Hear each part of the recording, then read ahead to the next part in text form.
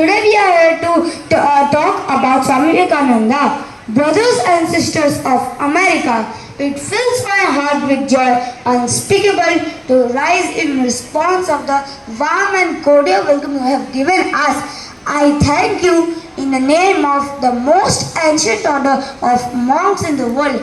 I thank you in the name of Mother of Religions. I thank you in the name of millions and millions of Hindu people of all classes and sects. ये शब्द America के Chicago शहर में 11 सितंबर 1893 को एक युवा भारतीय साधु के मुंह से सुन के सारे लोग जो कि वर्ल्ड्स पार्लियामेंट ऑफ रिलीजन में भाग लेने आए थे वह अचंभित हो गए और उनके रोंगटे खड़े हो गए.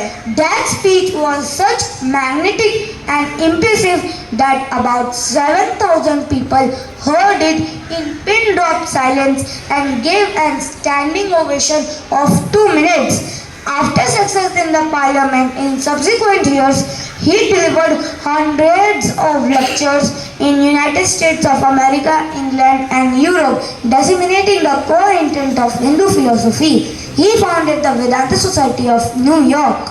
जी हाँ, हम बात कर रहे हैं स्वामी विवेकानंद जी की, जिनके जन्म दिवस को हम बड़े ही हर्ष और उल्लास के साथ राष्ट्रीय युवा दिवस के रूप में मनाते हैं.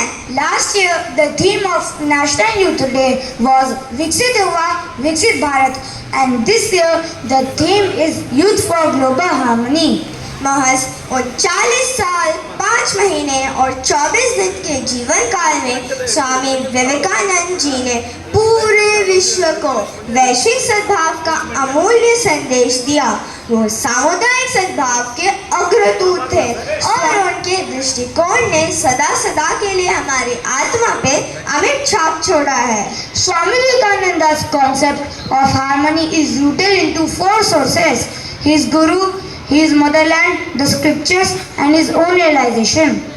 पहला, हमारा ग्रंथ. स्वामी जी का ये मानना था कि हमारे हर समस्या का समाधान हमारे पौराणिक ग्रंथों में है और उनके अध्ययन से ही हमें आगे चलने का मार्ग मिलेगा. Second, he learned from his master that religions of the world are not contradictory or antagonistic. Rather, they evolve from one single way of life. So we all are one. तृतीया, मातृभूमि. पूरे देश का भ्रमण करने के बाद स्वामी जी को ये एहसास हुआ कि हमारी अनेकता में ही एकता है और हर प्रांत एक दूसरे से किसी न किसी प्रकार से जुड़े हुए हैं. Last but not the least, his own realization. In passage of one's life, we tend to see, feel, know, assess, evaluate and disseminate things. To know all these things, self-realization is paramount. आज समूचे विश्व में आतंकवाद और घमासान युद्ध मचा हुआ है. ये सब तभी रुक सकता है जब पूरा विश्व एक साथ एक स्वर में होके बोले वसुधैव कुटुंबकम. The world is one family and that was the essence of Swami Vivekananda's life. धन्यवाद.